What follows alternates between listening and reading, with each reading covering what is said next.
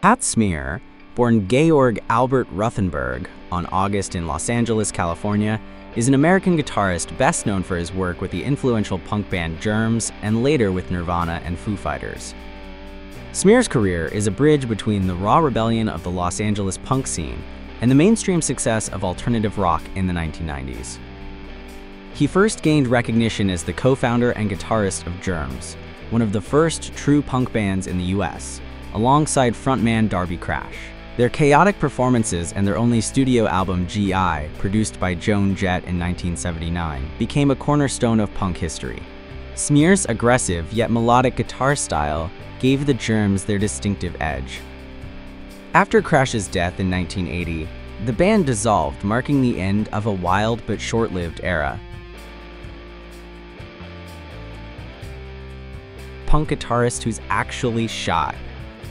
In the mid-1970s Los Angeles punk scene, Pat co-founded the Germs, one of the most chaotic and influential bands in American punk history.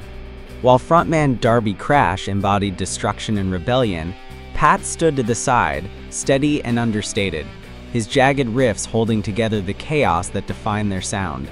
His minimalistic style wasn't about flashy solos or ego, it was pure attitude, emotion and energy, stripped to its essence. Despite being part of one of punk's wildest bands, Pat was known offstage as polite, thoughtful, and even soft-spoken, far from the loud, anarchic image of punk musicians. Friends and collaborators often described him as someone who preferred staying in the background, letting his guitar do the talking.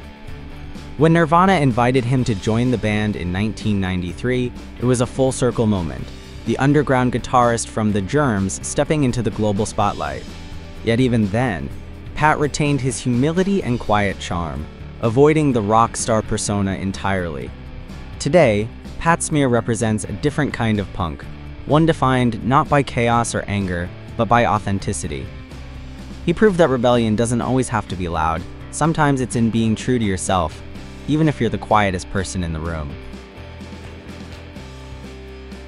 Spiritual relationship with music.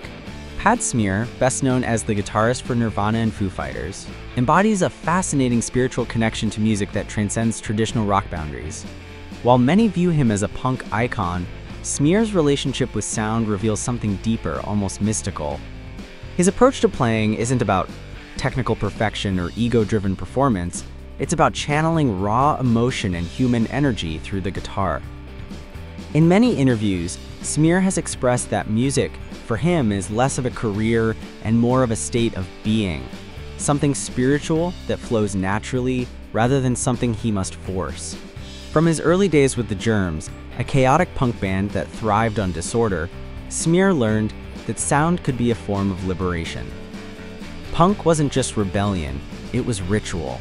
The noise, distortion, and imperfection became a kind of sacred language, a way to transcend conventional meaning and connect with others on a primal level. Smear's calm demeanor on stage contrasts this chaos beautifully. It's as if he becomes a medium between the turmoil of punk and the serenity of acceptance. When he joined Nirvana, this duality deepened. Kurt Cobain's lyrics were filled with existential pain and longing, and Smear's guitar work served as a grounding spiritual thread, amplifying emotion without overwhelming it. In Foo Fighters, that energy evolved into something lighter and more harmonious, reflecting a matured sense of peace. The hidden side of glam rock behind punk. While most people know Pat Smear as the raw, guitar-slinging figure of punk history, his story carries a shimmer of unexpected glamour beneath the chaos. Born Georg Ruthenberg, Pat Smear rose from the gritty Los Angeles punk scene as a founding member of the Germs, a band that epitomized the violent, anarchic energy of American punk in the late 1970s. Yet, behind the reckless stage dives and distorted feedback, there was always a trace of theatricality, an echo of glam rock's flamboyant spirit that subtly shaped his artistry. Smear's style wasn't just rebellion, it was a performance of identity. Like Bowie or Bolan before him, he embraced eccentricity and turned it into a visual statement. Even in the dirt and sweat of LA clubs, he carried an ironic sense of beauty, a refusal to conform to punk's supposed rejection of aesthetics. When Smear later joined Nirvana in the early 90s and then Foo Fighters, that glam-infused charisma re-emerged, blending seamlessly with grunge's introspective darkness. His fashion choices, stage presence, and calm yet commanding demeanor made him an anomaly, a punk guitarist with glamorous mystique.